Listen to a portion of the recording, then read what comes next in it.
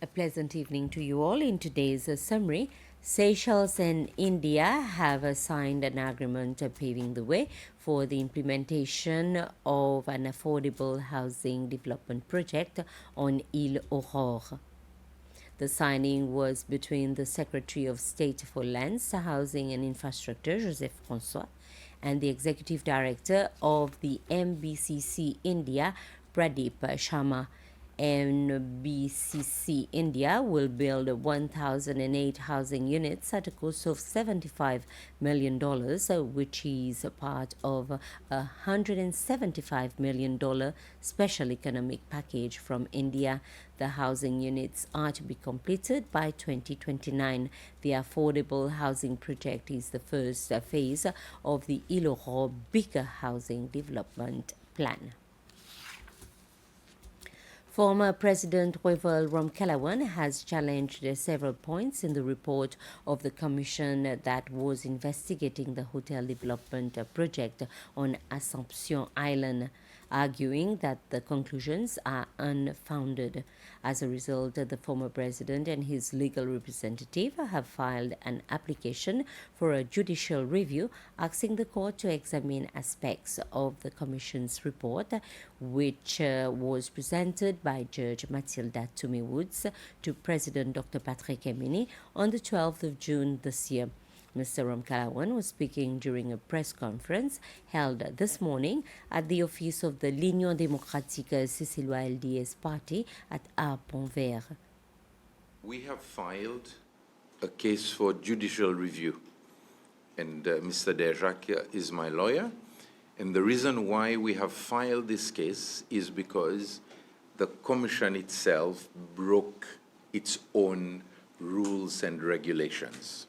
And therefore, we are going before the court for the court to rule in our favor, of course, and to find that the way it went about was not according to its rules and regulations, and therefore, not only should the findings be nullified, but that everything that has to do with this commission should be erased. We believe that the Justice Toomey went completely out of the regulations and the investigation that she should have conducted. For example, the adverse findings against me. If there were no adverse findings against me, I would not be putting a case. But number one, she's supposed to, if at all she were to find adverse findings, her own rules and regulations, 3132, state clearly that she would have to write to me, state those adverse findings, give me copies of the chapters for me to respond. This never happened. She presented, and secondly, the final report. She's supposed to present a final report after completing all this to the president. But what did she do? She wrote to me on the 12th of June. I received the email at 9 a.m. And at 9 a.m., she was also presenting her final report to the president. I call it the final report because this is the only report that the regulations state. Former President Wavel Ramkalawan also said he respects the Constitutional Court's decision declaring the 10th Constitutional Amendment, which expanded the power of the Seychelles Defense Forces, SDF, to be not in line with the Constitution of Seychelles. He added that the ruling has created new legal complications as it also renders certain other laws unconstitutional. And now, a lot of sections of the Defense Act and also the Defense Amendment Act of 2020 become unconstitutional. The military, all the powers given to the Coast Guards fall because the Coast Guards are part of the military, which means effectively the Coast Guards cannot board and arrest a ship, a vessel. They do not have police powers anymore.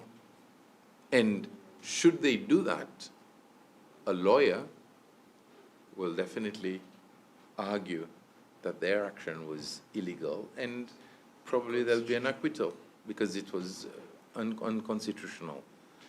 The military will not be able to assist the police unless the president, under Article 41 of the Constitution, declares a state of emergency.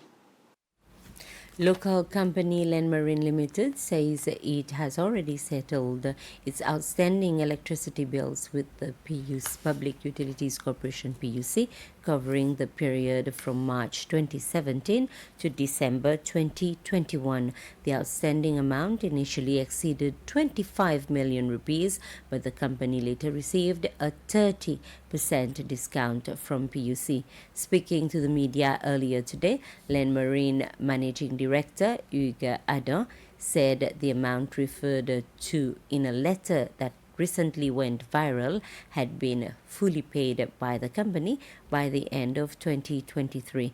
Mr. Adam maintained that the arrears were not the company's fault but resulted from the PUC's failure to bill Landmarine for additional electricity consumption after new generators were installed. He explained that the generators were needed to meet the significant increase in refrigerated fish containers handled by the company on behalf of foreign fishing companies.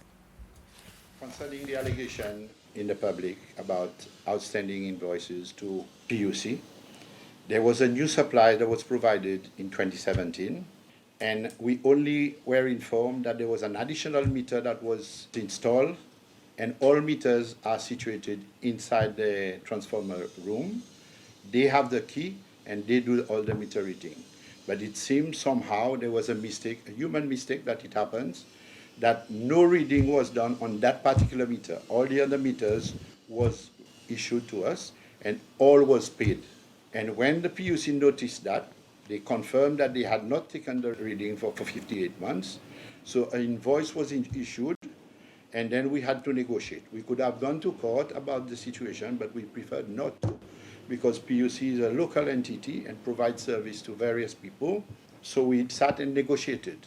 And all payments that we agreed with PUC was paid between 22 and 23. Last payment owed was paid December 23. Whatever was agreed. Good evening.